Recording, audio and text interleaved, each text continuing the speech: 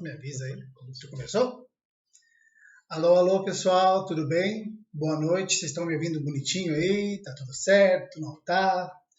Eu entrei, como eu falei, né, um pouquinho antes para começar a quebrar o gelo aqui, para eu perder a vergonha e começar a desenvolver. Eu vou começar o assunto 8 horas em ponto, conforme a gente marcou essa aula.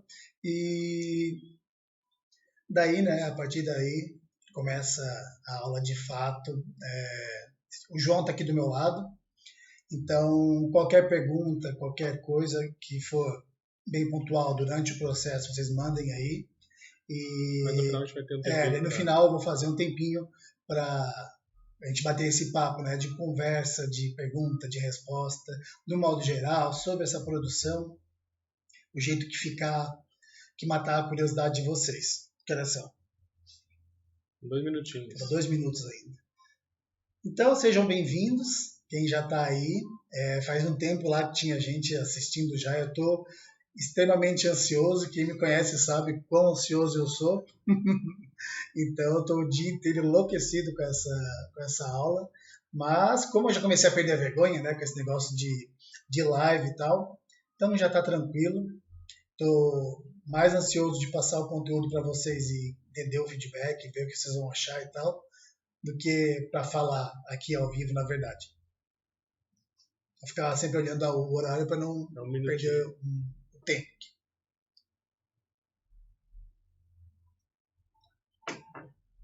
Tá quase.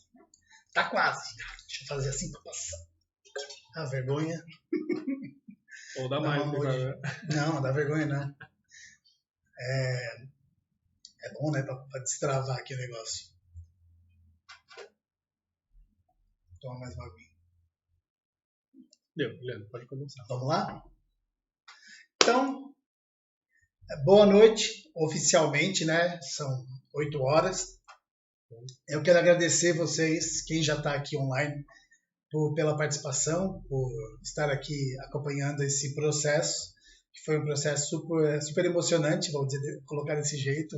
A gente estava super ansioso para lançar esse livro de uma vez e colocar em prática todo esse processo de desenvolvimento de conteúdo que foi quase que feito inteiro agora em 2020.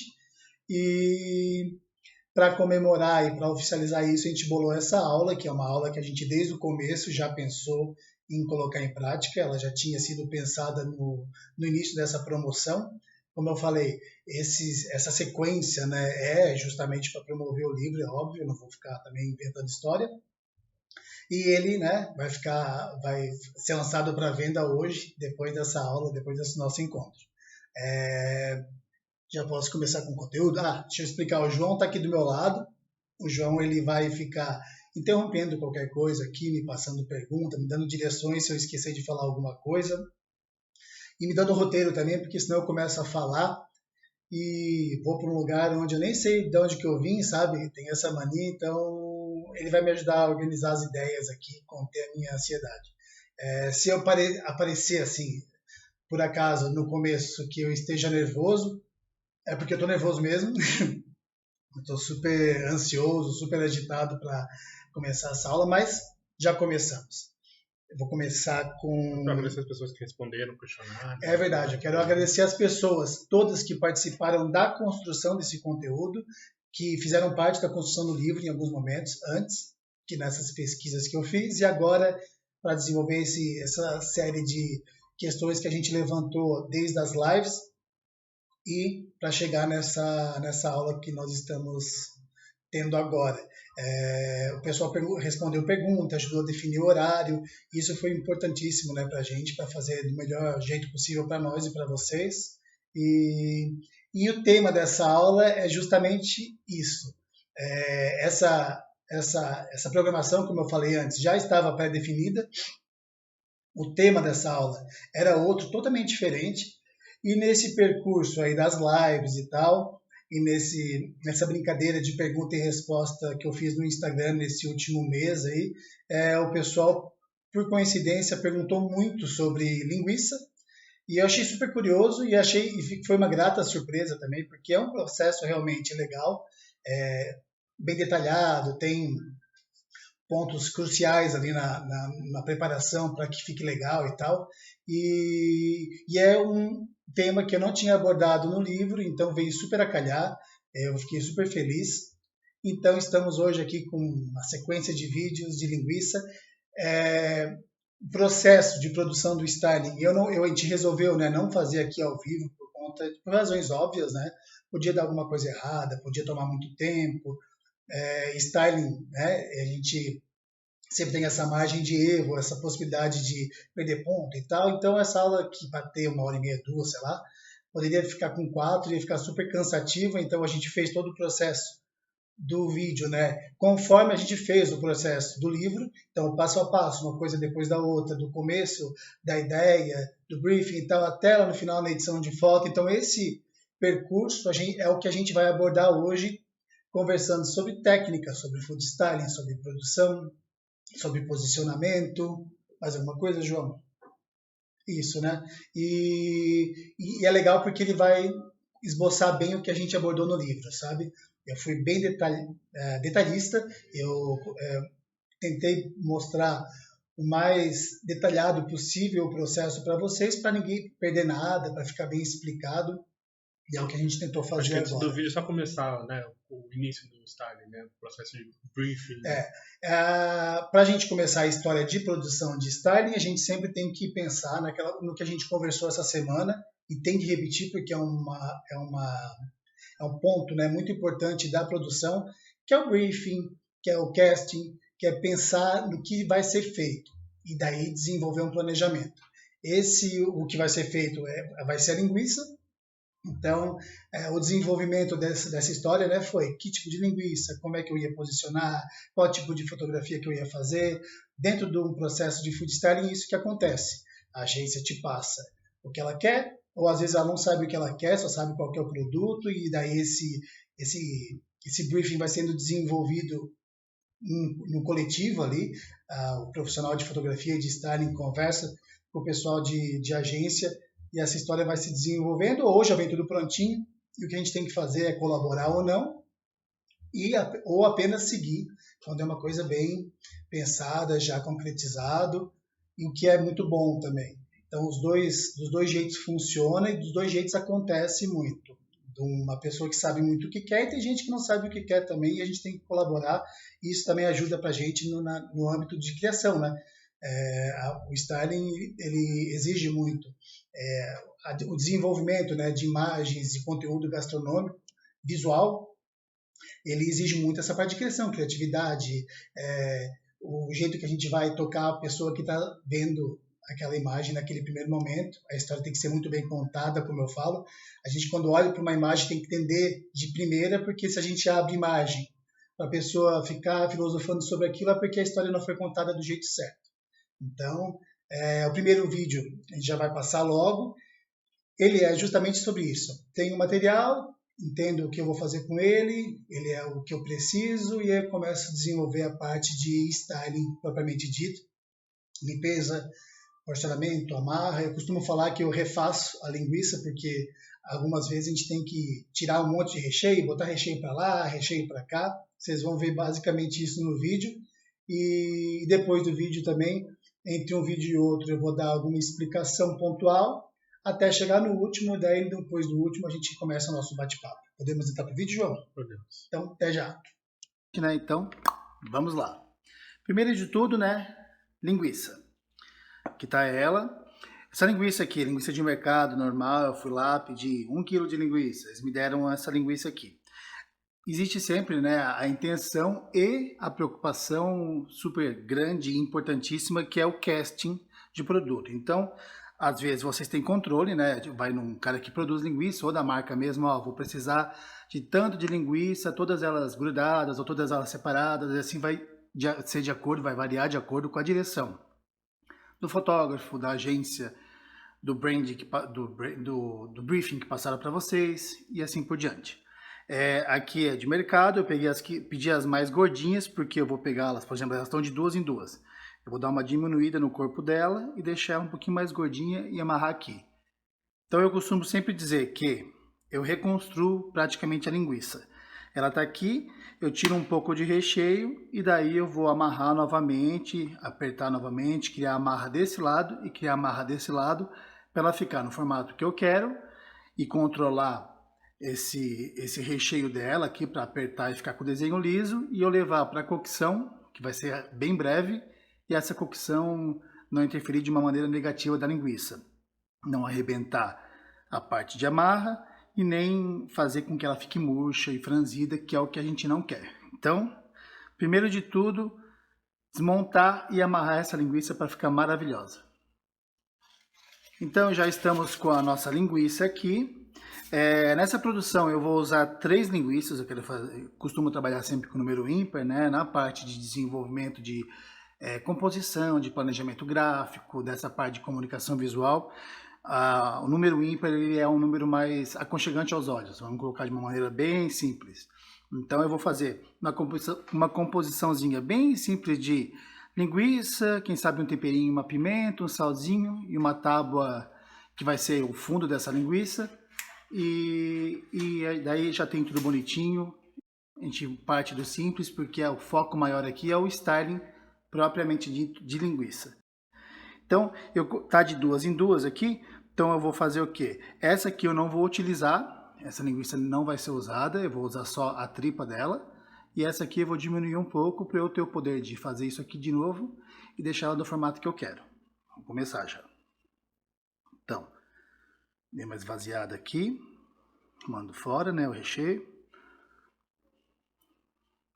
E daí, aqui já dá para amarrar, torcer. Eu costumo usar essas tesourinhas barra pinça aqui que são de médico para fazer o quê? Para firmar aqui, ó. Eu dou uma torcida. Torci aqui a tripa. Prendi. Que isso aqui vai deixar bem firme, sabe?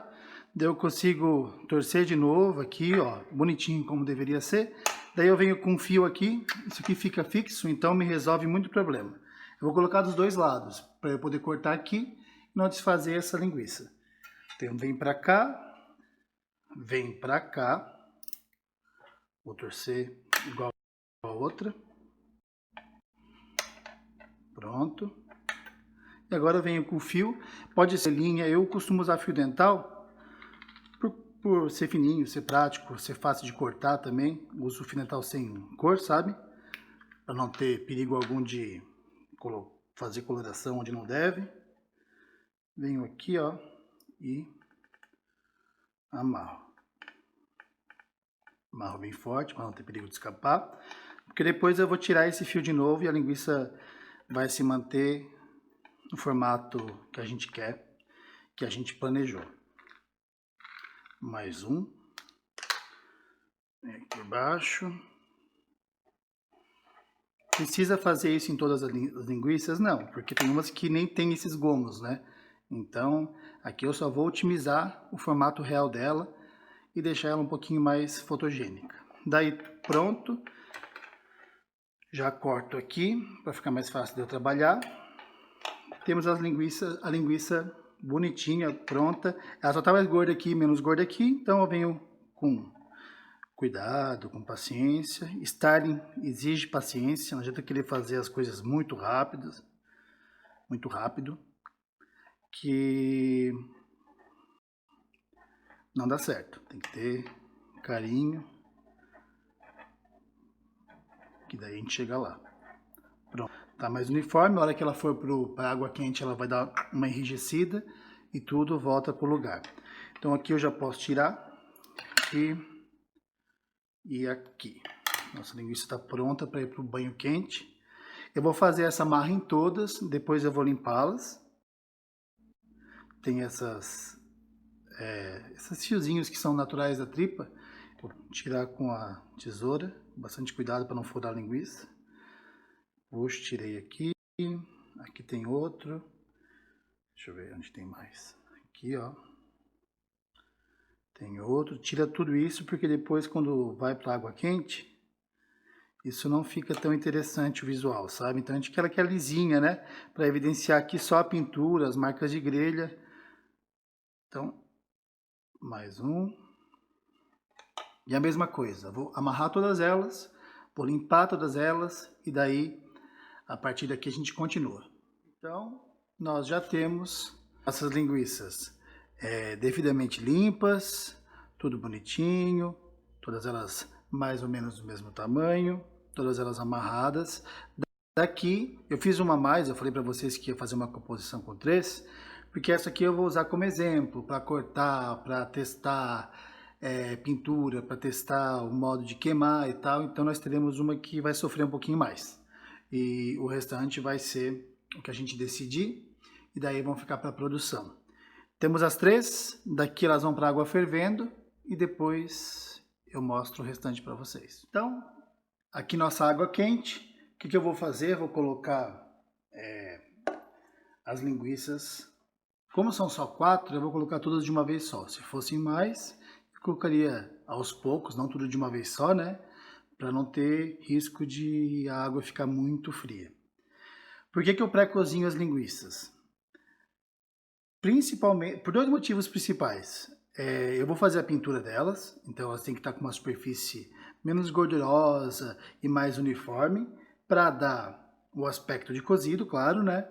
E tão importante ou mais importante de tudo, para dar rigidez. Eu preciso dessa linguiça com um formato bonitinho, uniforme. Quando a gente promove, né, o processo de cocção, a proteína dá uma encolhida e aqui a gente tem uma breve encolhida. Eu não vou cozinhar por muito tempo, não vou pôr no forno, não vou fritar, por quê? Porque daí eu vou promover uma cocção excessiva e ela perde líquido, enrijece demais, daí fica franzida e tal, e a gente não quer esse aspecto. Se fosse só para pintar, ela já estaria pronta aqui. Eu costumo deixar uns 2 minutos, eu acho que mais que isso não precisa, e tenho ela bonitinho para fazer o que a gente precisa fazer. Tiro daqui, deixo pendurada para ela secar ou coloco em cima de um papel toalha. O tempo de cocção vai variar de acordo com a espessura da linguiça. Se a linguiça é super grossa e se a linguiça é fininha. E também para o que a gente vai usar. Aqui, como eu só vou pintar e deixar elas inteirinhas, é mais rápido. Se por acaso eu fosse fazer uma foto com ela fatiada, daí sim eu deixaria mais tempo para essa cocção atingir até o interior e ainda assim promover pouca mudança de textura. Então, uns 6 minutos na água fervendo, mais ou menos, dependendo da espessura. Nesse caso aqui, uns 6 minutos, já está mais que suficiente. Daqui, eu tiro elas e daí encontro vocês para a parte de pinturas.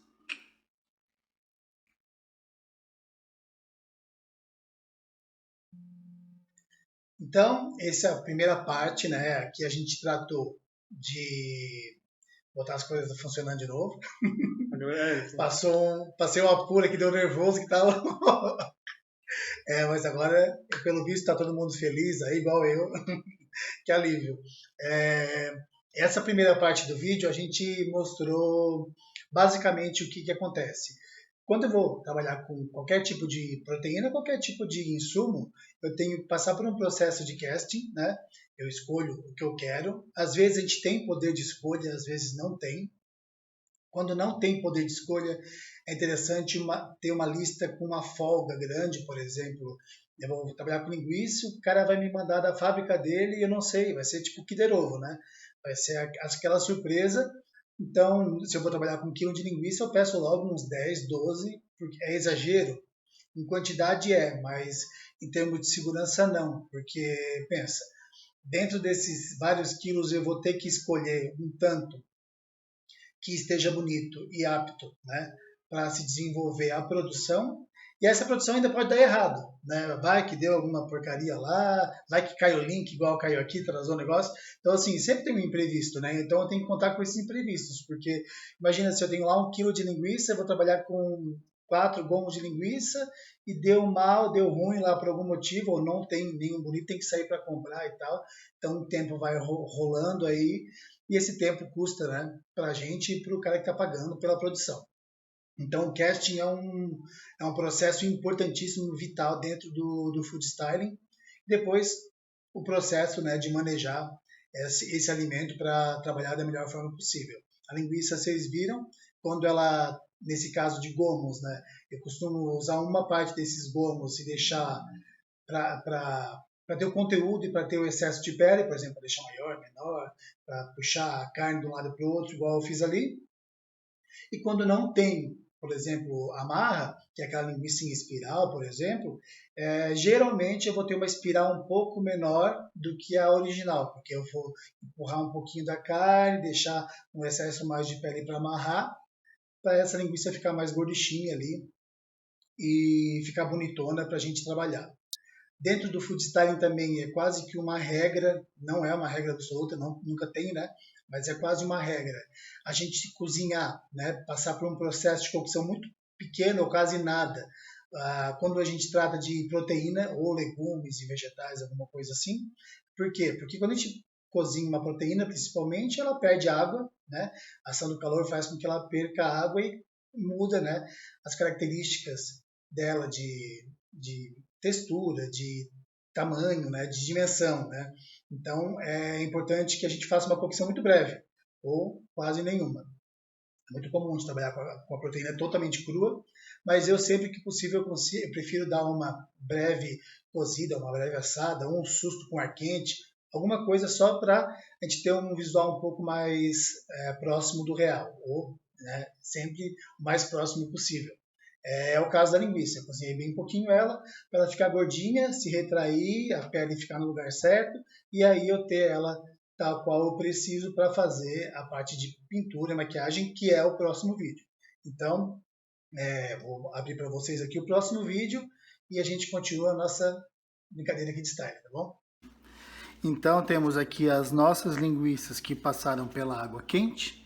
Ó, elas estão super firmezinhas, esticou bem, tá bonito pra caramba, tá com formato legal, os nós se mantiveram íntegros. Ela tá quente ainda, eu vou dar uma limpadinha aqui só para tirar aquela espuma que cria na água.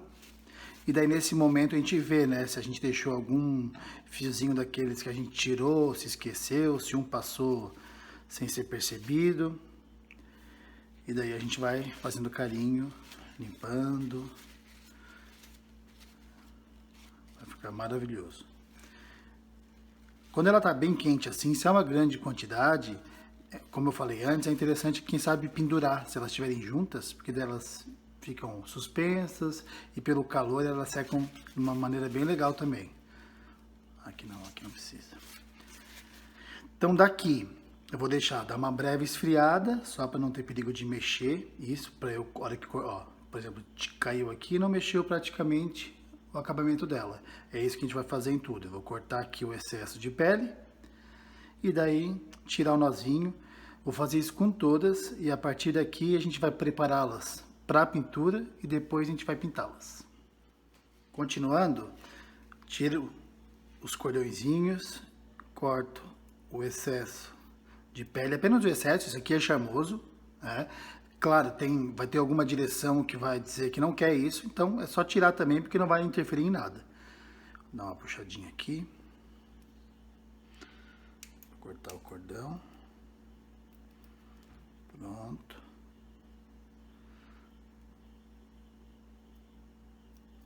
Pronto. Vou fazer isso com todas, né?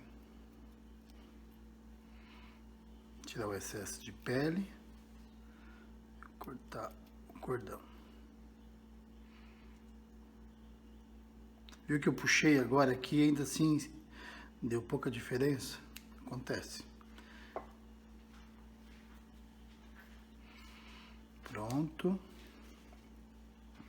Daí quando a proteína está quente, eu costumo limpá-la com limpa-vidro, porque ele prepara melhor a superfície da pele para esse processo de pintura, porque ele tira o resíduo de gordura e tal, como se fosse um desengordurante, só que o resultado dele para mim é bem mais interessante.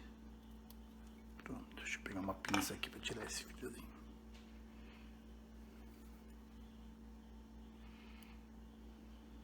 Pronto. A última, ó, aqui que eu falei, ó, antes eu não tinha visto, mostrei para vocês, aqui tem um. Isso aqui eu tiro agora, nessa limpeza mais detalhada. Excesso de tripa. Puxo para ver se sai, saiu. Daí eu dou uma cortadinha aqui para ficar mais charmoso, mais bonito, fica com um formato mais... E aqui, pronto. Então, nossas modelos estão aqui maravilhosas. Eu vou passar esse limpa-vidro, ó, uma borrifada nelas todas, papel toalha e limpo elas. Aqui uma, duas,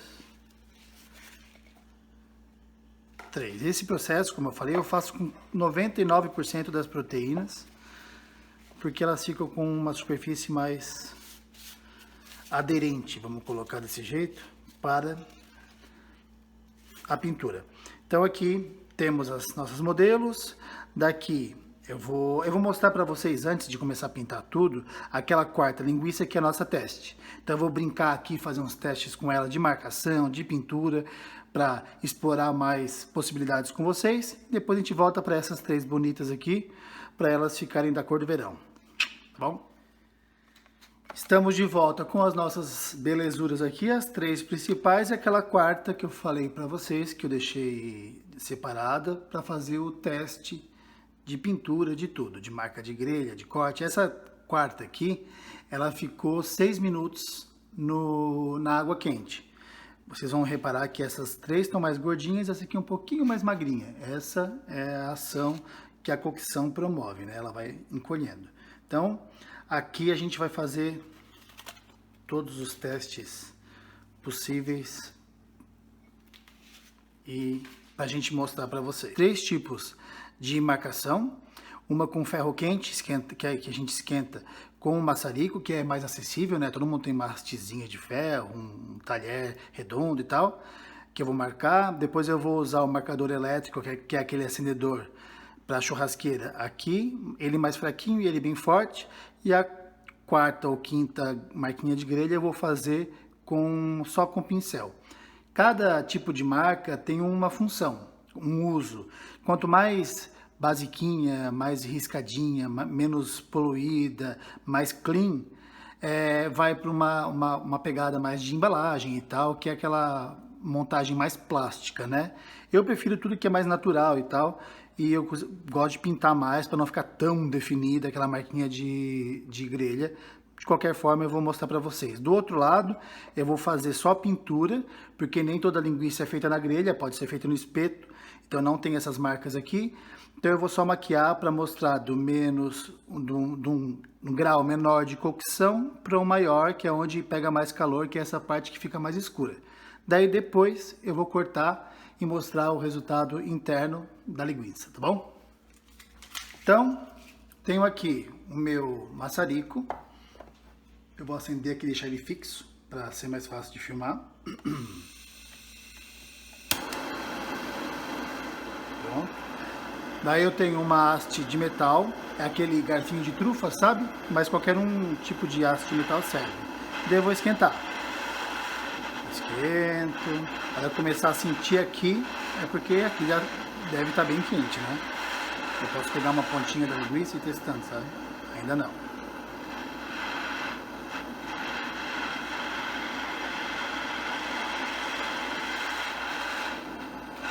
Agora tá quente.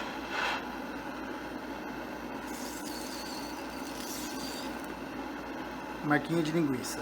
Quando a gente faz com uma haste de metal assim, essa marquinha fica mais plástica, mais controlada, porque o calor ele se dissipa rápido, né? Então ele deixa de existir, ele esfria o ferrinho mais rapidamente. Diferente daquele que é na tomada, que se mantém quente. Então eu vou fazendo essa marca e vou até queimar tudo. Então, esse é um efeito com a haste quente, que provavelmente é o que a gente vai usar. Pessoal, eu vou fazer o seguinte, eu fiz a marca com essa hastezinha de metal mais grossa, vou fazer também um mais fino, para mostrar a diferença de efeito. Afinal, é para isso que a gente está desenvolvendo esse teste, nosso Frankenstein aqui, né? É bom cuidar da mão aqui, para não queimar a mão, né?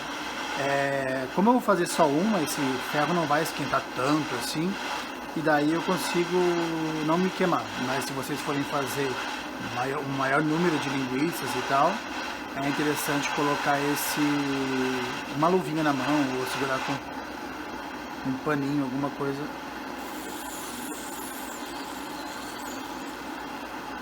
Uau! Bonito também pra caramba. Então, gostei do resultado também. Esse eu já usei. O que eu uso mais é o elétrico, mas ficou bonito pra caramba. E agora daqui a gente vai para o elétrico e eu mostro também a mesma dinâmica para vocês. Então vamos lá, gente. Já temos as duas marcas feitas com maçarico. Agora eu tô com um marcador aqui. Esse marcador ele fica super bem com qualquer tipo de proteína. Com a linguiça, às vezes ele fica meio grosseiro, porque fica mais grosso. E esse marcador, como ele é elétrico, ele não esfria a hora que eu coloco na linguiça.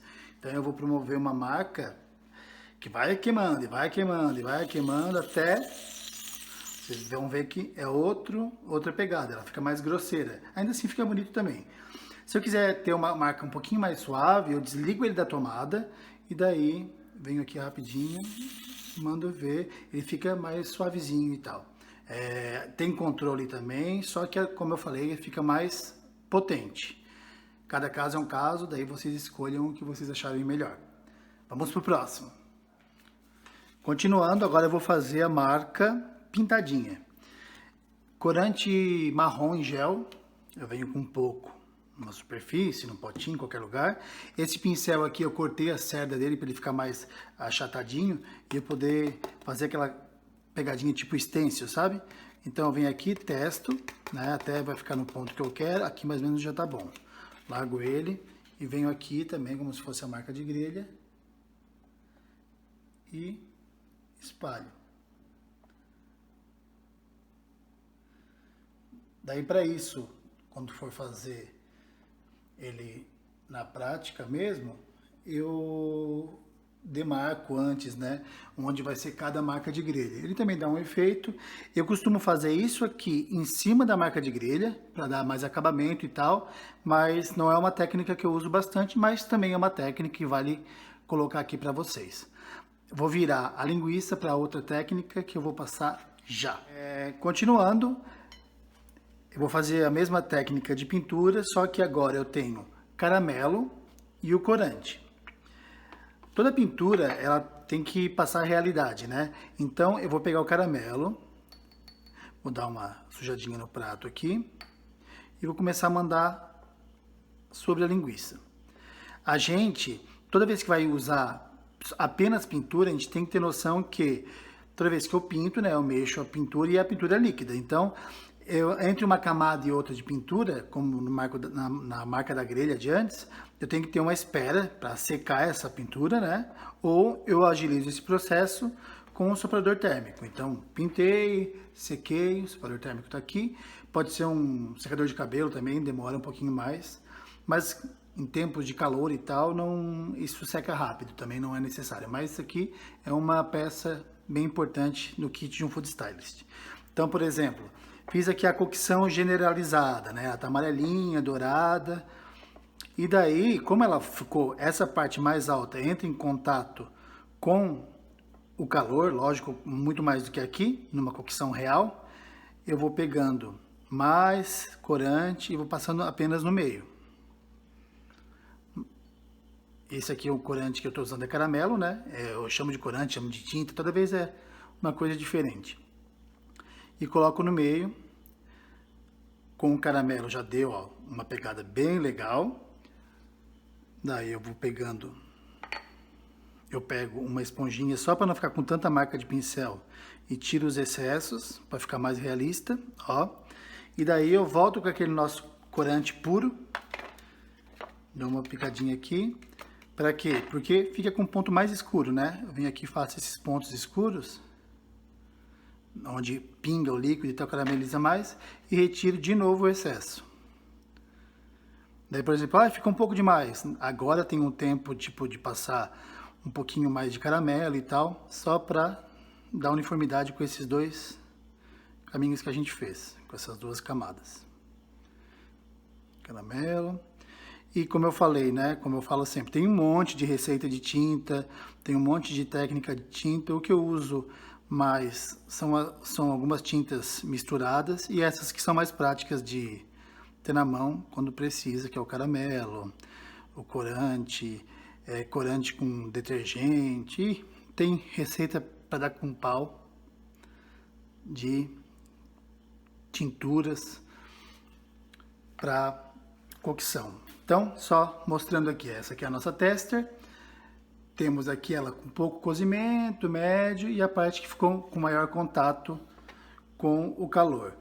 Do lado de cá, temos, ó, aqui onde teve corante, ó, ela já escureceu um pouco, porque o corante é uma mistura de tintas, né? Mas como eu vou dar uma uniformizada igual eu dei aqui, para mostrar o resto da cocção, porque a cocção não é feita só aqui, né? Então eu vou cobrir essa parte. Então, independente da marca de grelha que a gente escolheu, eu venho aqui, pinto o resto dela, mais fraquinho ao redor e mais potente no meio. Deixa eu passar já isso aqui para espalhar melhor.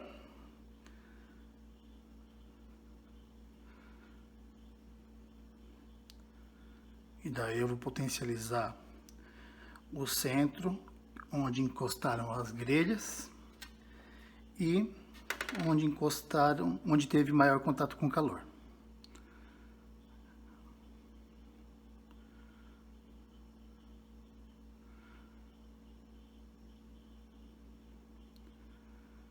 Essas gotinhas assim são super bem-vindas, tá? Lógico que depois eu dou uma amenizada e elas, conforme forem sendo absorvidas e tal, pela linguiça e secando, elas dão um aspecto bem realista, eu acho bem interessante. Não é uma obrigação, né? Dá para deixar sem, para deixar aquele aspecto mais plástico e tal, só que eu curto bastante. Então temos a linguiça sem grelha, com grelha, diversas grelhas, né? A gente vai escolher, eu quero trabalhar com essa aqui hoje. Vou fazer todas as nossas outras linguiças com essa aqui, as modelos, né? E fazer exatamente o mesmo processo em cada uma delas. Até já! Antes de ir para nossos modelos, deixa eu abrir um parênteses aqui. A gente fez isso, né? Tem o corte, que eu quero mostrar a parte interna para vocês. Venho aqui, cortar normal, né? E pronto, ó. 6 minutos. Tá perfeita com cara de cocção, né? Para usar em qualquer produção, bonita pra caramba, rosinha, não tem aspecto de cru, não tem aspecto de cozido demais, porque tem brilho, ó. Ela tá suculenta, bonita, maravilhosa. Ó, se apertar sai um suquinho ainda. Então, é isso aqui que a gente quer. Para esse tipo de linguiça, vocês já sabem agora que 6 minutos bastam. Se fosse mais fininha, um pouquinho menos. Tá bom? Deu para entender por que eu fiz o vídeo, né? É muita coisa só para fazer marquinha de grelha, para pintar, para eu passar para vocês. Então, se eu fosse fazer tudo isso ao vivo, ia ser um bom tempinho aí que a gente ia passar junto. Não sei se vocês iam aguentar meu charme por muito tempo. Estou super animado. Aqui, desculpa aquela parte da nossa sonoplastia que meu VJ está aprendendo, está estagiando, então ele vai deslizar de vez em quando, né? Mas está dando certo. Estou feliz aqui com o resultado. Espero que para vocês também esteja rolando bem. E se vocês começarem a ter pergunta, pode mandar aí que o João vai escrever aqui, vai printar e depois a gente responde para vocês. Nessa história de cocção, marca e pintura, tem duas coisas que é legal traduzir aí. Existem essas técnicas aí e também existem grelhas de verdade e tal. É proibido usar grelha de verdade? Não é. A grelha de verdade ela só vai promover uma cocção maior na linguiça e o resultado não é exatamente o mesmo. Então, tem trabalhos que cabem nesse tipo de cocção, uma pegada mais, sei lá, uma coisa mais natural. Por exemplo, tem pessoal do Carnivoria aí. No Carnivoria a gente nunca faz styling, por exemplo. A gente fotografa tal qual ela é. Então tem pegadas e também dentro da parte de styling tem aquelas chapas de ferro, sabe? Que deixar super quente lá, pegando fogo e colocar a linguiça besuntada, né? Com azeite para não grudar, com óleo, né? Para não grudar.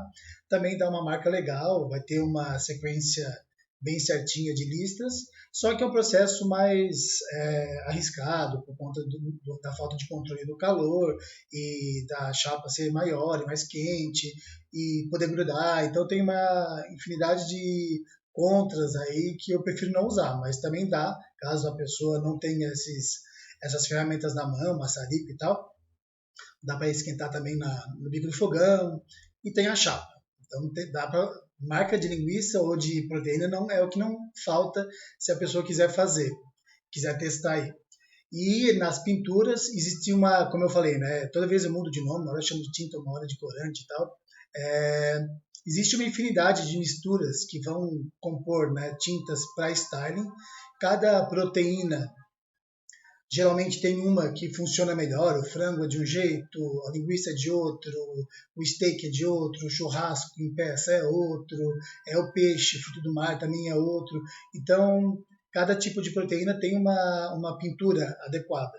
Tem pinturas que são prontas, por exemplo, para fazer redução de shoyu, dá para usar corante alimentício. O corante alimentício eu só não recomendo tanto, eu uso, mas eu não recomendo tanto porque, por exemplo, passou ali não dá para tirar mais.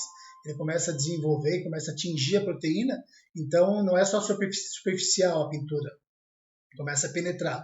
Então é uma coisa meio que irreversível. Então eu uso só para pequenos acabamentos, mas não para pintura mais completa, mais homogênea, assim. E eu usei também o caramelo. O caramelo, assim como redução de shoyu, ele é um tipo de pintura que ela é super concentrada, né? Eu consigo diluir, misturar com outras coisas. Eu costumo usar o caramelo não só como pintura pronta, mas misturando com outros ingredientes, igual molho tarê, namplá, o que mais que eu posso misturar? Molho para frango xadrez, sabe? Tem um monte de coisa que eu consigo, molho barbecue, para deixar a tonalidade um pouco mais ou um pouco menos marrom, um pouco mais ou um pouco menos avermelhada. Angostura também, que se usa para drink, para fazer aquele efeito de sangue, funciona super bem, porque ela é bem alaranjada, e com a carne ela dá essa sensação de suculência e daquele líquido, né? Aquele suco da carne vertendo depois da cocção, eu uso bastante. Então, o caramelo, só para, como eu usei aqui, eu vou falar um pouquinho mais, ele é basicamente o caramelo que deu errado, sabe aquele dia que vai fazer o pudim, tá lá bebendo, esqueceu do açúcar no fogo, e daí começou a queimar, começou a sair fumaça e ficou preto. A hora que está preto é o ponto que a gente precisa, coloca água dentro, desliga, né, coloca água dentro e deixa esse açúcar preto queimado, cheiro super forte, se diluir com a água, se precisar liga um pouquinho no fogo só para deixar a água morna, e com muita paciência vai mexendo de vez em quando, até isso se transformar numa tinta, nessa tinta escura, que é super versátil, funciona super bem para um monte de tipo de coisa, é uma boa alternativa para quem vai começar e quiser testar tintas, usa o caramelo, deixa eu tá apagando aqui. Usa o caramelo porque funciona super bem. Daí depois vocês conseguem testar outras. Inclusive no meu livro tem várias receitas. O pessoal que está pedindo para fazer o link do livro logo, calma que eu estou aqui tão ansioso quanto vocês. Mas isso me lembrou de um detalhe. Essa aula ela é uma aula que serve para um monte de gente, né? Ela serve para estudante de gastronomia que quer se transformar em food stylist, para dona de restaurante que quer aprender a fazer uma fotografia legal e uma produção legal dos seus próprios alimentos e que não consegue pagar um fotógrafo, por exemplo, porque eu não estou longe disso, né? Eu quero ensinar a fazer fotografia. Então, se tiver fotógrafo aí que vai se utilizar dos conhecimentos de food styling... Já tem um vídeo de food styling. Tem mais, mas só para explicar o tipo de público aqui. Se tiver fotógrafo, por exemplo, a única coisa que eu vou explicar sobre fotografia é o jeito que eu uso e que eu usei para compor o material para o meu livro, que é a luz natural, nada de luz artificial, e celular. E a edição no celular também. Então, isso não agrega tanto para o público de fotógrafo, né? Mas para quem aí é blogger, food blogger, que quer desenvolver também material de receita na internet, dono de restaurante que não vai conseguir contratar um fotógrafo e tal, esse tipo de pessoa vai se beneficiar sim, porque eu me beneficio, eu consigo fazer material para o meu feed e vem funcionando bem. Tem uma pergunta interessante Tem uma aqui pergunta ali que da Camila Luz. E se for recheado com queijo a linguiça? Se for recheado com queijo, faz ela tal qual ela vem recheada. Depois que passar pelo processo de cocção e ela esfriar, tu vais notar, quem tiver aí curioso também, vai notar que a hora que a gente corta, tem que encontrar o queijo, né? Se encontrar o queijo, ótimo, a gente cortou e o queijo já vai estar frio. Então a gente vai pegar aquele queijo ou misturar com o mesmo tipo de queijo, colocar de volta com um processo não de cocção, mas para esquentar esse produto. Então eu vou diluir esse queijo, deixar ele mais cremoso, ou pegar um soprador térmico, por exemplo, e colocar em cima do queijo para ele começar, mas com calma e de longe, para não ressecar a proteína. Então, para ele começar a derreter, para dar aquele aspecto que foi cortado na hora e aquele queijo não está escorrendo também por todo lugar, porque não é isso que acontece na vida real, mas está molinho e tal. E se por acaso, a hora que vocês cortarem e não tiver o recheio de queijo naquele local, corta outra ou faz o orifício ali, pega um estilete, esqueci, um estilete, faz o buraquinho lá que seria do queijo, se é um buracão, se é um buraquinho, daí vai de acordo com o produto, né? E coloca. Esse queijo dá para substituir por cream cheese, por exemplo, requeijão, fazer uma espécie de fonduta, sabe? Um queijo fundido. Esses queijos que são fundidos prontos, que tem tipo polenguinho, que é de cheddar, de provolone e tal, eles têm uma estética bonita, então às vezes coloca um pedacinho ali e com um soprador térmico ou um secador de cabelo ele começa a derreter rapidamente, dá um resultado legal. Então cada produto vai exigir um teste, lógico, não é de primeira porque eu não conheço o produto, né? Vem marca X aqui e tem uma linguiça de queijo que eu nunca usei, eu vou ter que ver como é que é dentro. Então, para isso, ou vou fazer um teste antes, ou na hora eu tenho que ter uma infinidade de tipos de recheio para eu fazer a coloração correta, a textura correta, tal qual seria da marca original. Eu espero que eu tenha sido claro, se não, pergunta de novo aí que eu repito.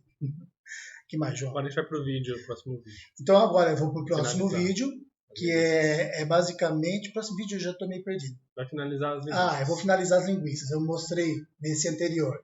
Teste, né? O teste, né? Tal qual eu queria fazer, mostrar para vocês. Agora eu fiz eleição do tipo de marca que eu ia usar. Vou usar do ferrinho fininho. Vou marcar todas elas. Esse vídeo é mais rapidinho. E vou pintar todas elas com uma pré-pintura para depois, na hora da produção, eu finalizar. Então, toca o vídeo. Não é esse? Então vamos lá. Nossas estão aqui maravilhosas. A primeira aqui, qual que vai ser o processo? Vou marcá-las com essa nossa grelhinha escolhida, que é a mais fina, que eu acho que vai ficar mais charmosa e tal. E depois eu vou fazer a coloração.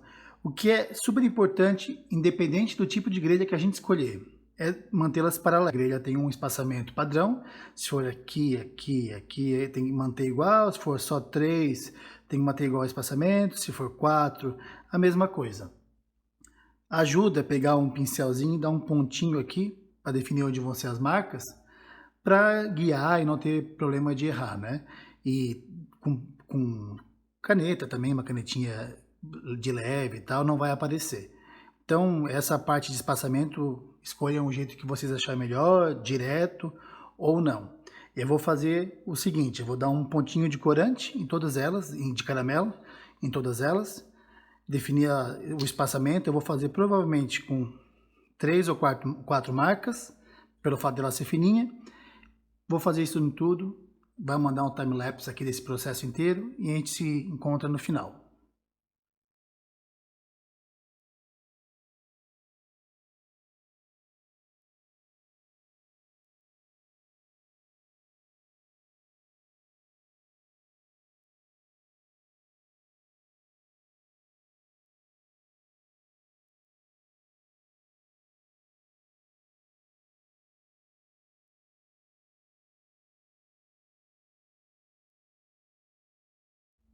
E aí, temos maravilhosas nossas modelos. Elas estão mais clarinha, média, escureceu. Essa parte do meio aqui, eu vou deixar um pouquinho mais escura ainda, com umas gotinhas mais escuras, só que eu vou fazer isso só na hora da foto, na hora de finalizar a produção.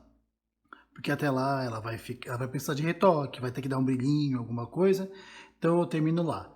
Mas de uma maneira geral, nossas modelos estão aqui, maravilhosas, prontas para fotografar, lindas, não por dias, mas pelo menos por algumas horas elas vão ficar assim, estáticas, perfeitas, tá bom?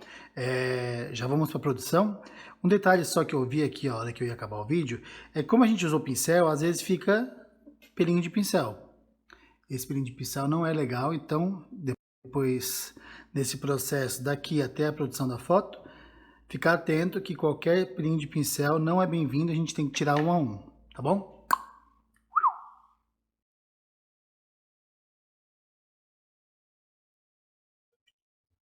A Pretona perguntou alguma coisa aqui, né, João? Se no Ela frango... tá como Jefferson Castro aqui, mas é ela mesmo. A Pretona.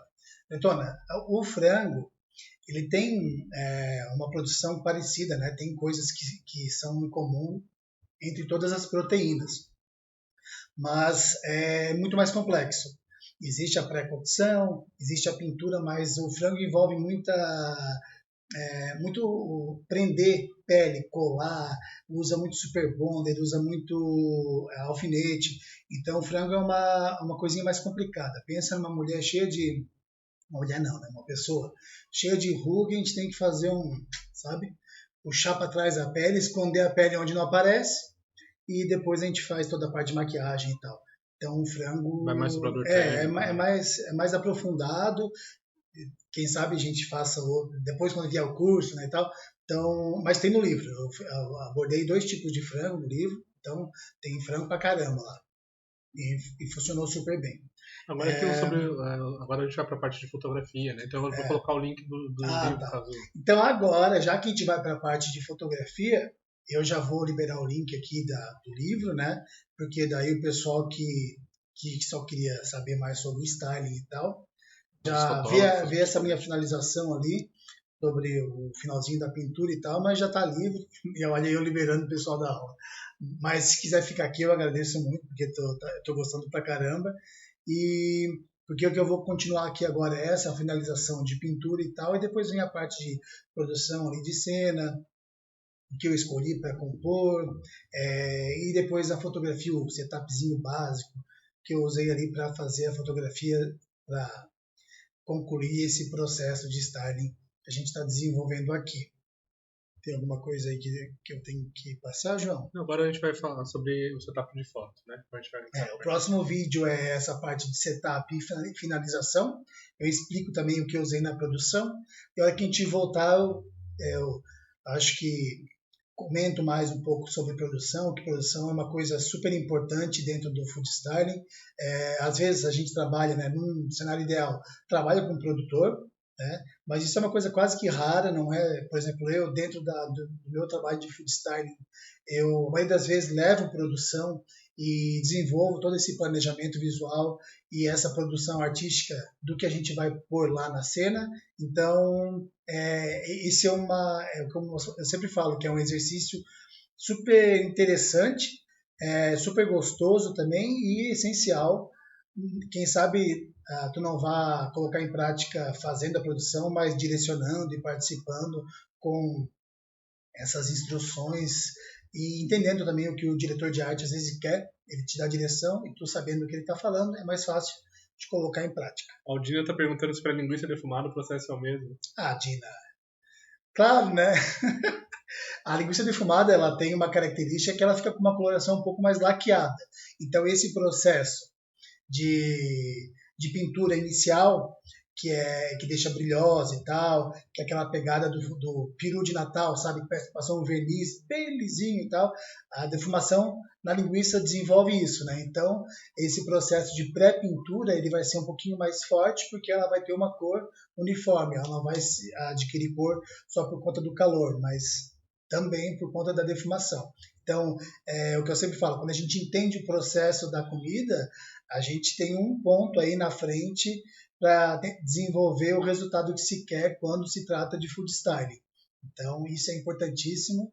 Eu achei que ia ser uma pergunta só para me incomodar aqui, por isso que eu falei a Dina, mas acabou que contribuiu. Obrigado, Dina.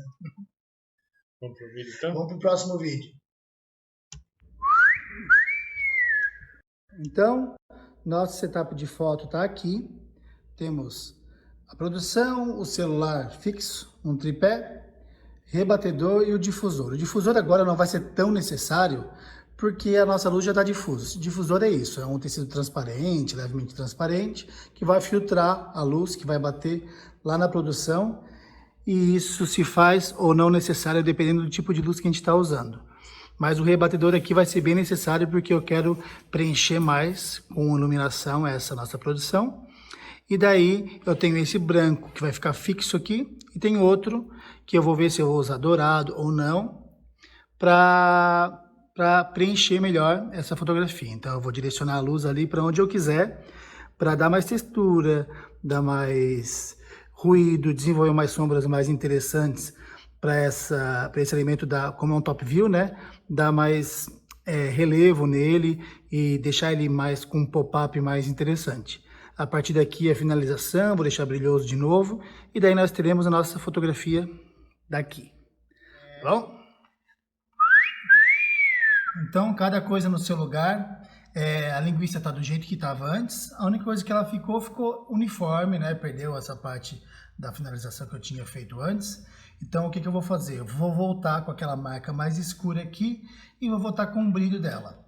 Eu vou começar passando um pouco de óleo nela inteira, para ela ficar toda brilhosa, e depois eu só finalizar com essa parte mais escura, que eu quero com aspecto de molhada mesmo, de suco vertendo da marca da grelha, para ficar super realista e se pingar uma coisa ou outra aqui no papel, mais interessante ainda. Com pincel grande, eu pego um pouco de óleo e passo nela inteira. Eu gosto de fazer esse tipo de movimento para não ficar com marca muito grande de pincel. Então eu dou umas batidinhas assim, confiro na tela da câmera ou do celular, que é o caso daqui, né? Se tá dando uma leitura legal, se deu o brilho necessário. E daí eu tenho a linguiça brilhosa e viva novamente. Faço isso com todas elas. Mando ver no brilho aqui. Se o brilho ficar excessivo, é só retirar com uma esponjinha de maquiagem, com papel. Algodão eu não recomendo porque algodão deixa resíduo, né? Deixa aqueles pelinhos do algodão que às vezes só vai ser identificado na pós e tem que ser retirada. Vamos falar da produção aqui enquanto isso.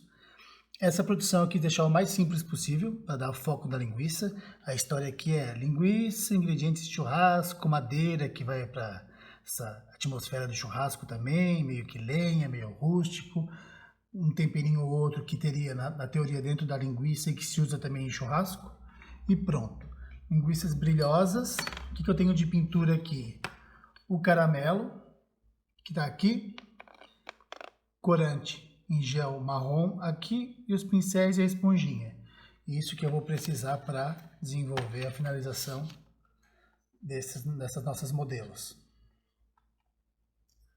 Como ela já está brilhosinha e já tem o óleo, vocês vão ver que o caramelo vai se movimentar de uma maneira diferente de antes sobre a linguiça. Ele vai ficar mais concentrado, vai ficar menos espalhado e vai dar um efeito mais realista. Mesma coisa nas outras aqui. Caramelo. Esse caramelo, dependendo do uso que vocês vão usar, vocês conseguem diluir ele ou não. Vai fazer uma tinta mais... tem que ficar mais uniforme, sem marca, dá uma diluída nele, faz quantas mãos forem necessárias de pintura, né? E tem o resultado que vocês querem. Deixa eu me levantar aqui para conseguir enxergar melhor. Legal, bonito. Vou dar só mais uma espalhadinha para não ficar tão marcado. Mas é isso que eu quero mesmo. Como eu falei para vocês antes, né? Esses pontos mais condensados aqui transmitem bastante verdade. E isso é um ponto para nossa produção. Daqui eu vou para a gota mais forte, só do corante, mas dessas partinhas que queimam mais. Então eu até posso molhar um pouquinho o pincel no óleo e no corante junto. Eu venho aqui, quem sabe aqui, próximo de onde condensou o suco, que nas pontinhas, as amarras, vamos combinar, né? É super sequinho, né? Então, lá na hora da cocção, essas pontinhas queimam. Então, a gente queima elas também. Só que com corante, né? Ali não aparece. Aqui. Essa aqui aparece bem. E temos a nossa composição.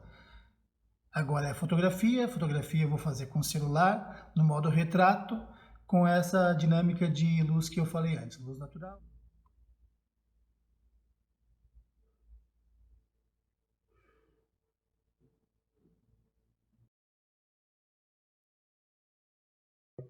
Ah, que linguiça bonita!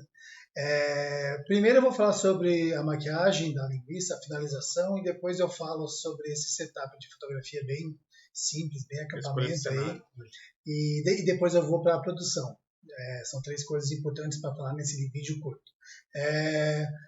O que eu gosto de desenvolver sempre que possível, por exemplo, como essa é uma produção minha, né, para um material meu, eu faço do jeito que eu gosto mais, né?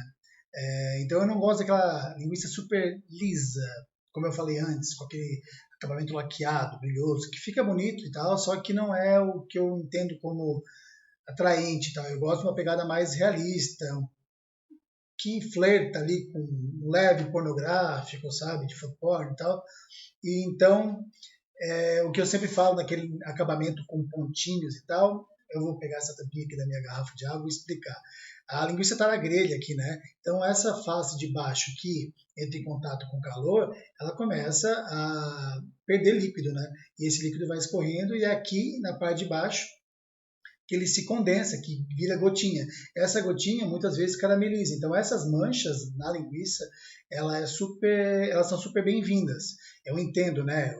Juliano, né? Olhando aquilo me abre o apetite, me soa, né? Bem, tá balançando aqui, me soa bem apetitoso. Então é essa pegada que eu gosto da finalização de uma linguiça em termos de food styling para comer. Como eu falei, dá para fazer de várias maneiras, mais clara, menos clara, sem marca de grelha, com marca de grelha, porque como eu falei no vídeo, às vezes a linguiça está no espeto, não está na grelha. Então, entender esses tipos de pintura e entender o acabamento que se quer é importantíssimo para definir o processo de maquiagem e de produção desse modelo, que nesse caso é a linguiça. E daí eu escolhi esse acabamento.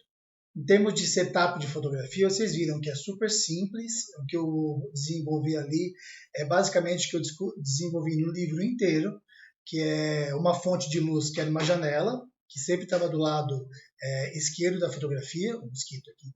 E essa luz vinha de lateral, então eu colocava a produção aqui e a luz vinha da esquerda. Tinha uma parede na frente que já servia como um rebatedor e eu usava, dependendo do tipo de fotografia, usava ou não um difusor, porque se eu quisesse uma pegada com luz mais suave, com sombras menos marcadas, né, eu usava o difusor.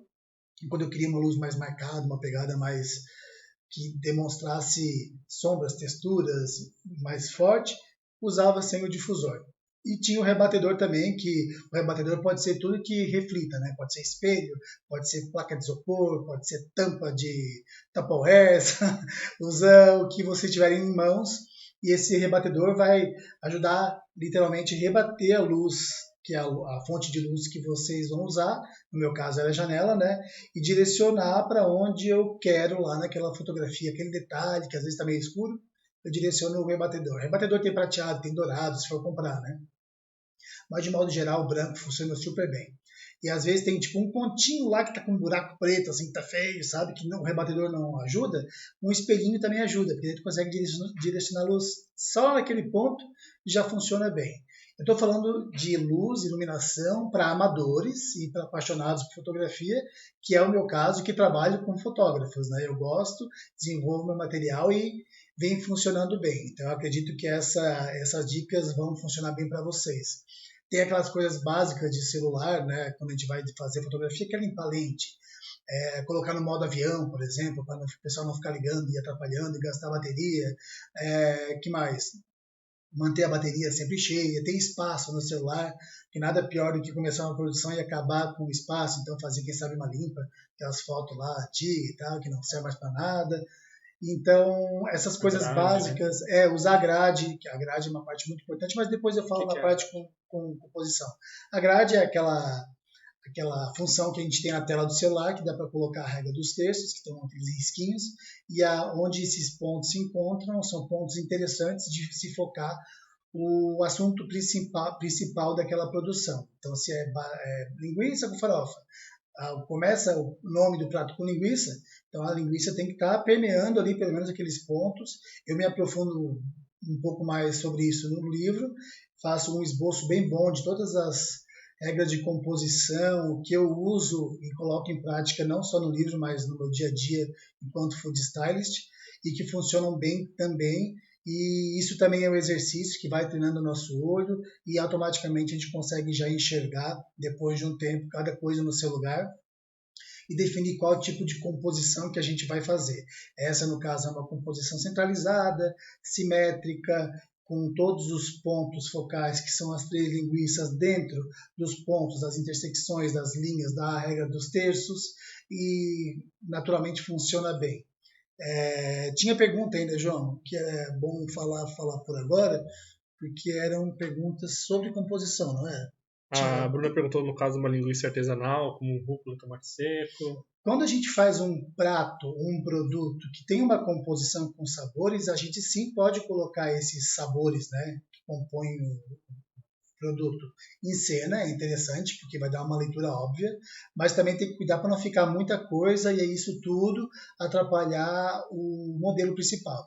Às vezes, por exemplo, se é uma linguiça com tomate seco e rúcula, 2 pontos desfocados lá no fundo, vermelhos e verdes, eles, obviamente, eles já dão a mensagem de pronto que é tomate seco e rúcula, mesmo que a pessoa às vezes nem consiga identificar. Então, não precisa ser óbvio, mas isso ajuda sim, e também é importante que esse produto que está sendo fotografado tenha alguma informação ali desse tipo do sabor, por exemplo. Alguns pontinhos vermelhos, alguns pontinhos verdes, e nesse caso é quase que obrigatório que a gente corte a linguiça para identificar isso dentro do sabor, né, que dita o nome da linguiça, isso também em outras proteínas. Acho que é legal falar também que dependendo, por exemplo, se for uma foto de embalagem ou uma foto de consumo, também vai mudar a forma como você usa essa... Isso. A foto para consumo, foto gastronômica, foto de blog e tal, tem uma pegada totalmente diferente de foto para embalagem. A foto da embalagem costuma ser um pouco mais plástica ou pelo menos mais editada, com menos informação, porque é uma embalagem, tem tipo onde escrever o nome, tem o posicionamento da embalagem, tem o formato da embalagem, então quanto menos informações se colocar ali, melhor, mas essas informações têm que ser super precisas. Então, essa provavelmente teria linguiça e um tomatinho seco e uma rúcula lá atrás, para ser óbvio. Pronto, é isso, sabe? Então, cada caso é um caso. Em foto de embalagem é uma delícia fazer, porque sempre obriga a gente a dar uma rebolada ali, fazer funcionar, porque tem tipo layout de caixa, layout de onde vai ser usado, onde não vai ser. E são desafios que são gostosos de cumprir. Tem pergunta sobre proteína também, sobre pintura. Se o caramelo também vai em outros tipos de proteína. Tá. O caramelo ele pode ser usado para tudo, assim como a redução de shoyu. Eu não uso só em proteína, eu uso em pão, uso em torta. Tudo que exige esse efeito de caramelização, de dourado, eu posso usar o caramelo. Às vezes mais, às vezes menos diluído, e daí requer teste também. Mas nas proteínas, tanto de boi, até peixe, todas elas tu consegues usar, só que daí são concentrações diferentes. Daí vale testar antes, pegar um pedacinho lá, testar, funcionou, não funcionou, dilui mais, dilui menos.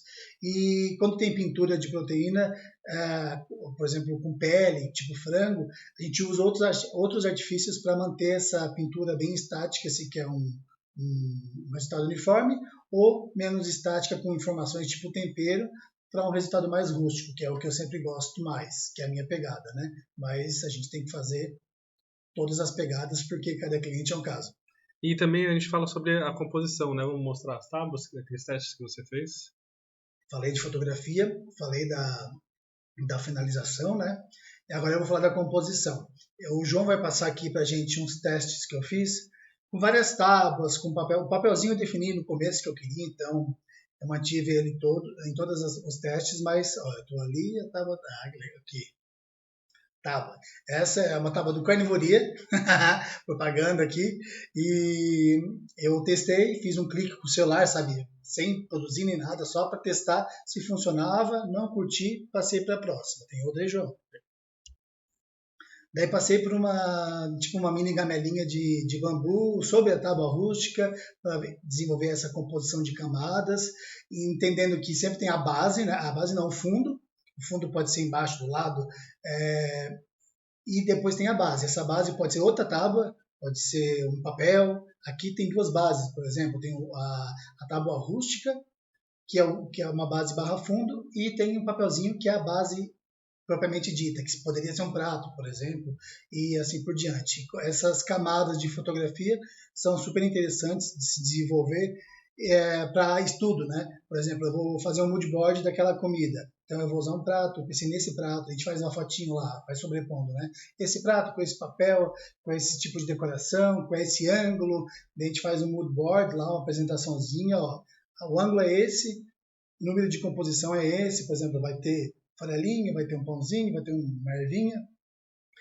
A base é essa, o fundo seria esse, mais claro, o fundo vai ser um fundo básico só para servir de fundo, ou o fundo vai ser agente de composição efetiva, ali vai aparecer. Então, esse estudo de camadas é bem importante quando a gente vai desenvolver qualquer tipo de produção.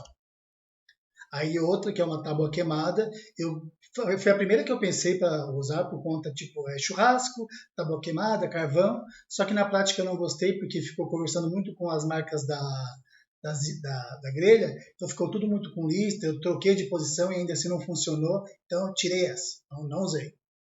Daí chegou nesse fundo mais rústico, que eu achei que contribuiu, porque daí ele não competiu com as marcas de grelha, na verdade ele evidenciou a marca de grelha, e depois também na pós, né, com a luz certa, ficou com uma cor mais legal, e depois na pós também eu dei uma editada lá para deixar essas marcas na madeira aí um pouco mais evidentes, um pouco mais marcadas e deixar o resultado ainda mais rústico. Eu acho que o contraste entre as cores também destacou mais. A gente tem, imagina, tem uma moldura branca aí que é o papel, que dá uma suavizada nessa composição e faz um olho olhar direto para aquele ponto que a gente quer, que são as 3 linguiças, e essa moldura, além do papel, que é a base, né, o fundo, que é essa madeira, ele contrasta bem com a linguiça, então evidencia ainda mais o modelo que são as linguiças.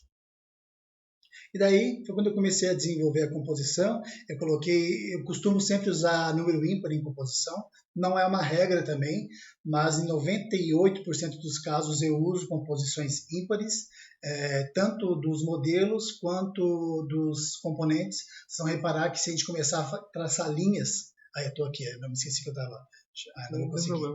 Eu ia querer passar o dedo em cima da linguiça lá, mas não vai dar certo. Eu costumo desenvolver linhas que, se vocês pegarem e printarem essa foto e começar a fazer tipo aquele ligue os pontos, vocês vão ver que tem vários triângulos, por exemplo. Tem os triângulos que se formam com o começo e o fim da linguiça, tem os triângulos que a gente compõe com o sal, ali onde está colocado os montinhos de sal, o alecrim também, os 3 maiores, que são os que se identificam mais facilmente, eles também estão em triângulo. O que mais? As pimentas, vocês podem ver que na maioria das vezes, se contarem ali, a maioria vai estar em montinhos de número ímpar também. Essa composição ímpar não é um capricho meu, não é apenas toque, que às vezes pode virar toque, né? Mas é uma regra de planejamento gráfico, e é comprovado, né? Não fui eu que comprovei, que o nosso olho, nossa compreensão de uma imagem, de uma produção com esse tipo de planejamento, ela é mais facilmente assimilada. Então a história, a imagem, né, tem esse ponto a favor, e então funciona melhor. Então é uma coisa que é meio que uma filosofia minha. A gente sempre está em produção, a gente fala, mas tem 2 sementinhas ali, vamos botar mais uma? E geralmente fica melhor. Geralmente a gente acerta. Que mais, João? A gente tem o setup aqui, se você quiser. Mas aí eu vi de novo, né? Nosso setup de... Tem o setup de fotografia, que a gente fez um print, que eu expliquei para vocês. Ali vocês vão ver que nessa parte aqui tem o rebatedor. O difusor. Ali embaixo, aqui, Tem um rebatedor, que é uma lâmina de isopor que eu encaixei num negocinho meu lá, um enfeitezinho. Coloquei aqueles grampinhos para segurar, aquelas lâminas de bolo, sabe? Uma lâmina de isopor pequenininha assim, uns 35 centímetros, eu acho, um raio de 30 centímetros. O celular preso lá, o celular está preso por um desses suportezinhos de celular, tem aquela garrinha para deixar preso lá, para não bater, daí eu coloquei o timer para ele fazer a foto sozinha lá. E também eu daí coloquei um HDR e essas funções do celular para ter uma foto melhor, né? E basicamente foi isso. Eu estava com a luz do dia ali e também tem o horário, né? O planejamento toda essa história tem que chegar no final e como eu estava trabalhando com luz natural, tinha um horário para fazer fotografia. Se eu passasse das 2 da tarde, 1h30 ali, já começava a desandar. Então eu precisava daquele horário certo para ter período de teste, de acerto e depois começar. Não, já deu, já passou o horário, eu não consigo mais fazer a fotografia. Então, quando a gente trabalha com luz natural, tem que se levar em consideração isso também. Daí, à noite, não é mais luz natural, né? Tem que botar luz artificial para funcionar ali o esquema. Daí, o próximo vídeo é sobre edição. A edição também foi feita inteiramente no celular. Eu fiz, como a edição é um processo que é meio chatinho, né? Que demora ali e fica mexendo uma coisa ou outra. A gente fez um vídeo, meio que um time-lapse, que eu fiz um áudio por cima explicando o que eu fiz, mas como é meio rapidinho, eu acredito que vai ter dúvida por parte de vocês. Então, depois que eu passar o vídeo, vocês sintam-se à vontade de perguntar e eu também vou explicar mesmo que vocês não perguntam. Só fala qual que é o aplicativo. O aplicativo que eu usei foi o Snapseed. É o aplicativo, ele é grátis, né? Grátis, ele é gratuito, ele é do Google, da Google, bom, é Google e ele funciona super bem, ele é bem parecido com o Lightroom, só que é mais simples, só que para o que eu preciso e o que eu acredito que vocês vão precisar, ele é mais fácil de mexer que Lightroom e tá super bom, para mim nunca precisou outro. Eu uso outros aplicativos para fazer outras coisas, tipo recortar e deixar o fundo transparente, apagar uma coisa ou outra, isso também tem no livro, só que para edição, no caso dessa, que é só potencializar contraste, corrigir uma coisinha ou outra, criar foco, evidenciar cor, sabe? Essa edição mais clássica de fotografia, o Snapseed é super bacana, funciona super bem, eu recomendo super, e a primeira vez que usar, quem sabe não encontro todas as funções dele, mas ele é super simples e eu garanto que vai fazer uma baita diferença. Vou tocar o vídeo aqui e a gente já se conversa sobre a edição daqui a pouquinho. Começamos a edição no Snapseed. Eu uso o Snapseed basicamente para tudo, quando é uma edição básica. E eu utilizo sempre as mesmas ferramentas dele. Começo com a estrutura, ele vai dar mais ou menos estrutura, mais ou menos nitidez nos detalhes da fotografia. É bom não exagerar, colocar um pouquinho só para não ficar artificial demais. Depois eu vou para a edição básica, brilho, contraste. Aqui eu coloquei no caso só brilho e deixei a produção um pouquinho mais clara. Continuo a edição, vou para a parte do pincel. O pincel tem várias facilidades, luz, saturação. Aqui eu estou usando a saturação, vou colocar um pouco mais para definir e dar mais vida nas cores da linguiça, deixá-la um pouco mais avermelhada e mais apetitosa. Reparem na diferença do antes e do depois, bem mais corado, né, o resultado. Na sequência eu vou para a parte do seletivo. O pincel seletivo ele te dá a opção de selecionar a área que tu queres de acordo com a luz, com a cor da seleção feita. Eu uso bastante para deixar mais ou menos claro, para dar mais ou menos contraste, mas principalmente para dar mais e menos estrutura. É o que eu estou fazendo na tábua. Repara que ela fica com um aspecto mais definido, os veios da madeira ficam bem mais visíveis. Eu vou fazer isso em toda a tábua. Eu coloco sempre um pouco de contraste, eu diminuo um pouco do brilho, para deixar um pouquinho mais escuro, e daí coloco mais estrutura também, para ficar com aquele veio mais aparente. Eu vou repetir isso por toda a extensão da tábua, para ficar com um resultado uniforme e dar maior rusticidade para o resultado e ficar com a aparência que a gente planejou no início da produção. Eu continuo a edição, depois da tábua toda pronta, eu vou para a parte do papel. O papel eu quero deixar só com um pouco mais de textura e um pouquinho mais claro, desenvolver um pouquinho de contraste. Então eu utilizo basicamente o mesmo pincel, a mesma função de brilho, de contraste e de estrutura. Vocês vão reparar que no final o papel tem um visual um pouco mais interessante. Ele fica mais uniforme e ainda assim com as sombras mais marcadas, o que contribui com essa ideia, né, mais uma vez, de rusticidade dessa produção. Então, confiram antes e depois. E, continuando nessa parte do seletivo, eu só vou deixar o alecrim um pouquinho mais verde, eu vou desenvolver um pouquinho de saturação nele e um pouquinho de contraste para ele ficar com uma leitura mais clara e dar um destaque a mais para essa composição bem visível, né, triangular dos galinhos de alecrim.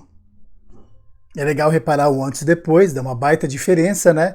E a gente agora retorna para a ferramenta do pincel e agora eu vou usar basicamente só a parte de escurecer e clarear, mais escurecer nesse caso. Eu vou começar com todas as sombras que eu quero, né, dar um destaque maior, quero deixar um pouco mais marcada para dar essa ilusão de que o ambiente estava mais claro, com a luz um pouco menos difusa e resultando, né, numa sombra, num sombreamento mais marcado dessa produção. Isso vai dar um destaque ainda maior na nossa linguiça porque ela é uma produção top view, né? E isso é interessante.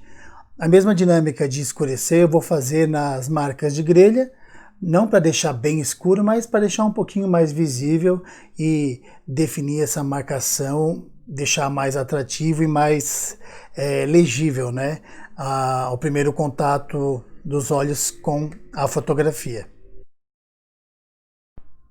Aquele tempinho pro antes e depois, é interessante identificar isso, né? Eu gosto muito de ficar percebendo essa diferença e eu continuo com esse pincel por toda a extensão das linguiças e definindo, né, essas marcas de grelha para que elas fiquem todas com o mesmo tipo de definição. Pronto, já temos. Legal, antes e depois e antes. Eu volto pro pincel seletivo. Agora eu quero dar uma ênfase no sal para deixar ele um pouco mais legível também. Eu não vou deixar ele mais branco nem menos branco. Eu só quero dar contraste e estrutura para a gente deixar ele com uma leitura mais óbvia, né? Para que ele não se misture tanto com a base que também é branca, que é a base de papel.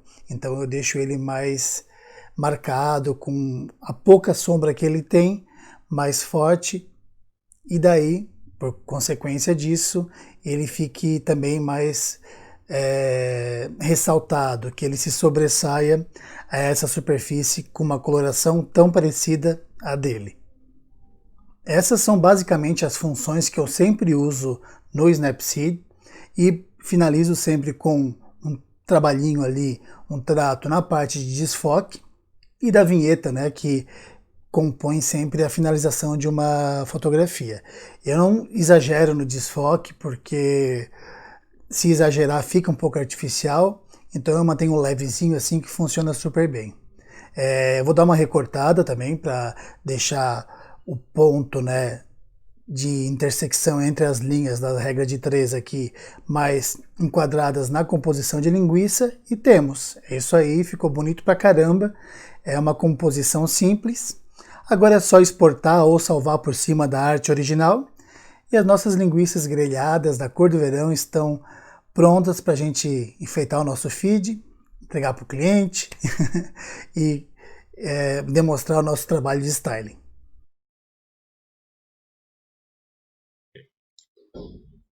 Linguiça pronta, editada, bonita pra caramba. Eu espero que essa sequência de vídeos eu tenha conseguido ilustrar o processo que envolve food styling.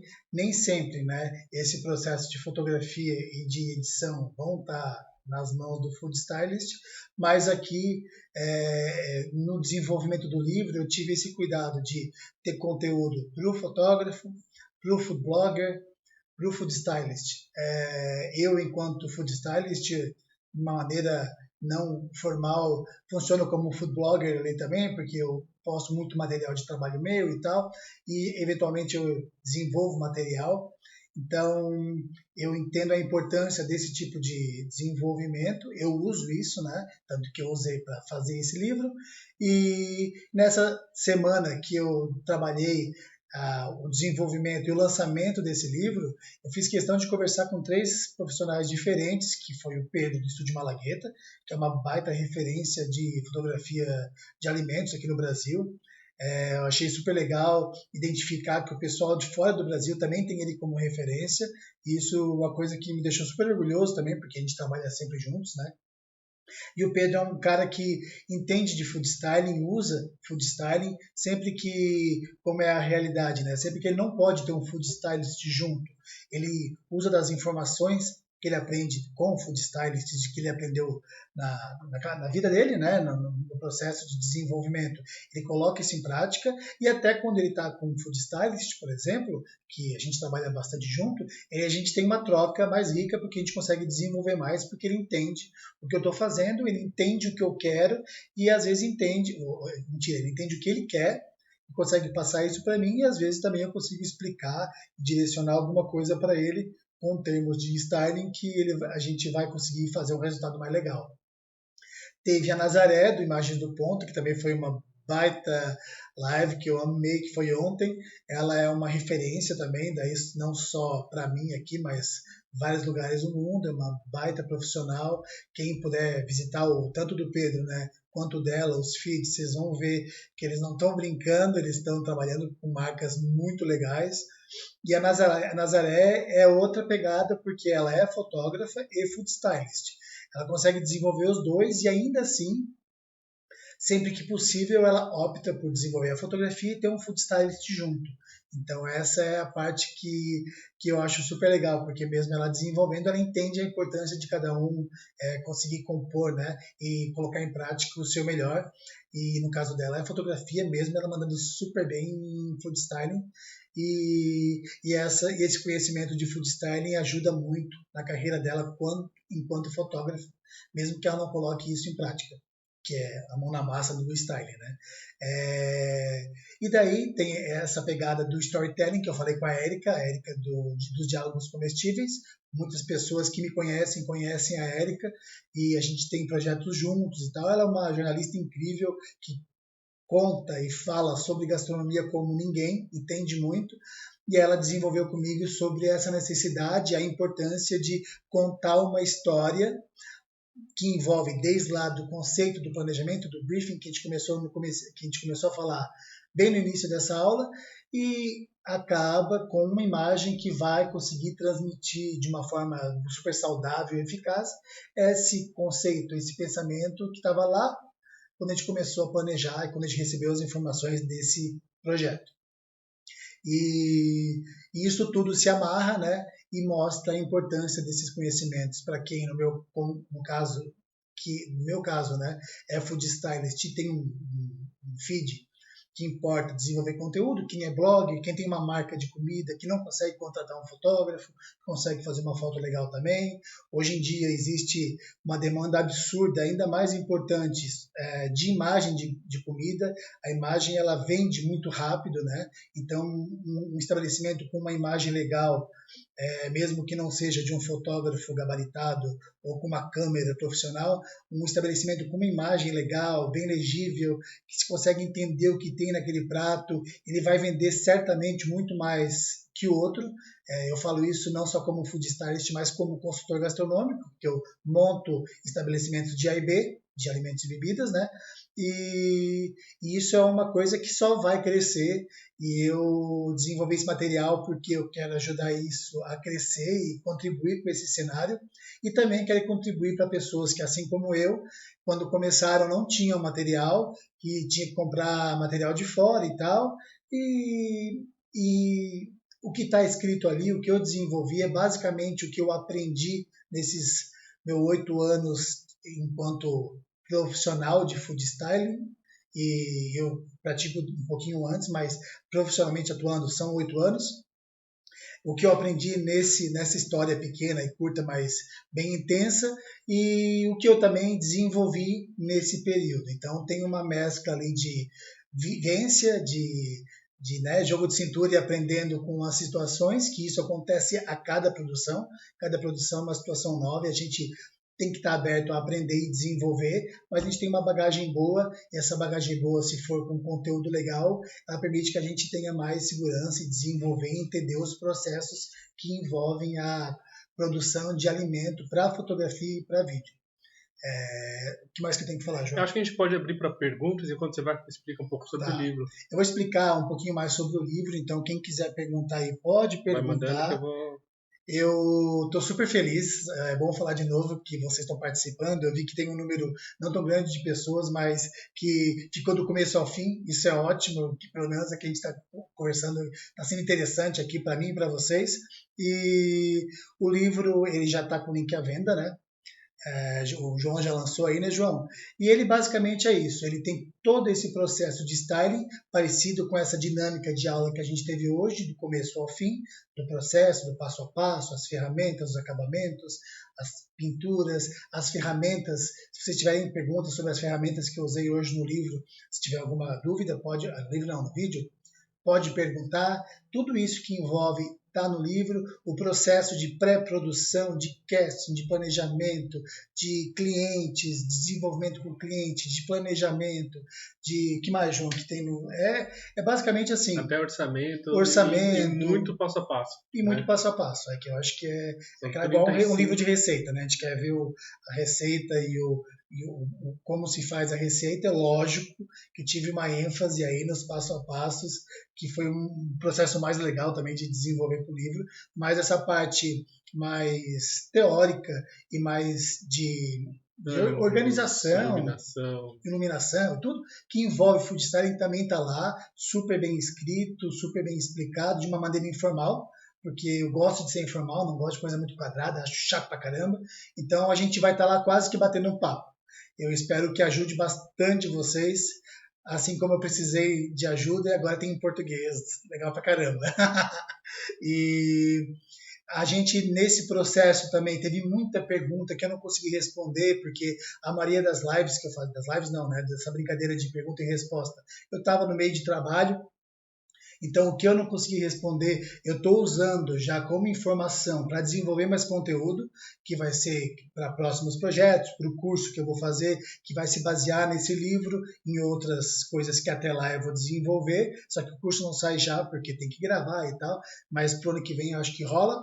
E também para o feed, para cá, para o YouTube, quem entrou pela primeira vez aqui, como eu vou começar a trabalhar esse meu canal do YouTube aqui, começar a colocar conteúdo, já segue aí, como o pessoal fala, né? Ativa o sininho, tchá, faz tudo que tem que fazer, porque eu vou começar a postar coisa aqui, e daí eu quero também o feedback de vocês, eu quero construir, assim como eu construí esse projeto, eu quero construir com o que vocês precisam, que eu vou poder ajudar todo mundo, e todo mundo fazer imagens maravilhosas de comida. Isso é o que eu mais quero, né? De ver o pessoal que está, a partir desse momento, quem sabe, por minha causa, ou por curiosidade, ou porque está desenvolvendo, mas que eu possa ajudar de alguma maneira. Se puder me marcar e a hora que fizer uma foto de linguiça, alguma coisa, pintar, me marca, que eu vou ficar extremamente feliz de ver que eu colaborei dessa maneira com vocês. Até o livro tem uma parte interativa, né? O livro tem uma parte interativa, vou lançar um hashtag maravilhoso, que não lembro qual que é, mas depois eu jogo depois. No livro vocês vão ver.